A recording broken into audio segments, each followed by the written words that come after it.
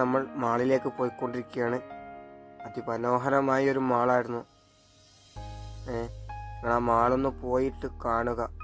ഇത്ര മനോഹരമായൊരു മാള്. മാളിൻ്റെ അകത്തേക്ക് ഇങ്ങനെ പോയി നമ്മളകത്ത് എത്തി.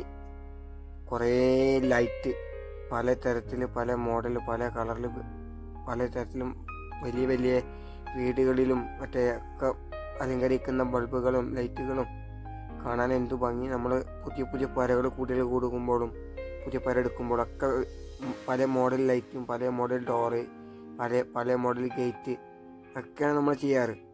അതിമനോഹരമായ സാധനങ്ങളാണ് അവിടെ കാണാനുള്ളത്. ഇത്ര നല്ല ഡിസൈന്.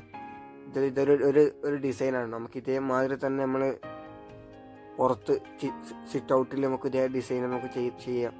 ഭംഗിയുണ്ടാവും. ഇതൊക്കെ ഭയങ്കരമായ ലൈറ്റുകൾ, ഫുള്ള് ലൈറ്റിനെ കൊണ്ടില്ല ആറാട്ട്. ഇത് കുറേ തായ്ലി ഗെയിംസിൻ്റെ സെക്ഷനായിരുന്നു. അത് പൂട്ടിക്കിടക്കുകയാണ്, ആളില്ലാത്തതുകൊണ്ട് അടച്ചു കിടക്കുകയാണ്. അതും കാണാൻ എന്തു ഭംഗി. അതിൻ്റെ കൂടെ ഒരു ചുവന്ന കളർ മരവും കണ്ടോ, എന്ത് രസം. കുറേ ദൂരത്തുനിന്ന് ബിൽഡിങ്ങിനെ നോക്കുമ്പോൾ ഭയങ്കര രസമായിരുന്നു. പിന്നെ കുറേ വെള്ളം ഇങ്ങനെ താഴ്ന്ന് വെള്ളച്ചാട്ടം മാതിരി ഇങ്ങനെ വീഴുന്ന, അതിൻ്റെ കൂടെ ലൈറ്റും കാര്യങ്ങളൊക്കെ കൊടുത്ത് അതിയൊരു മനോഹരമാണ്.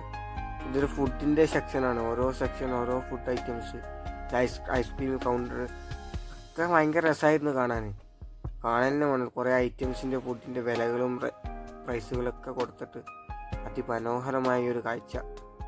നോക്കും എന്ത് നല്ല രസം എന്നറിയോ. അപ്പോൾ ഇത് കണ്ടിട്ട് വരണം നിങ്ങൾ. അത്ര നല്ലതായിരുന്നു.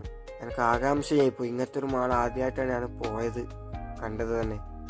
നമ്മളെ മുസ്തഫ ഷാപ്പി 11 തന്നെ, 11 നല്ലൊരു ഭംഗിയുണ്ട് മാള് കാണാനും.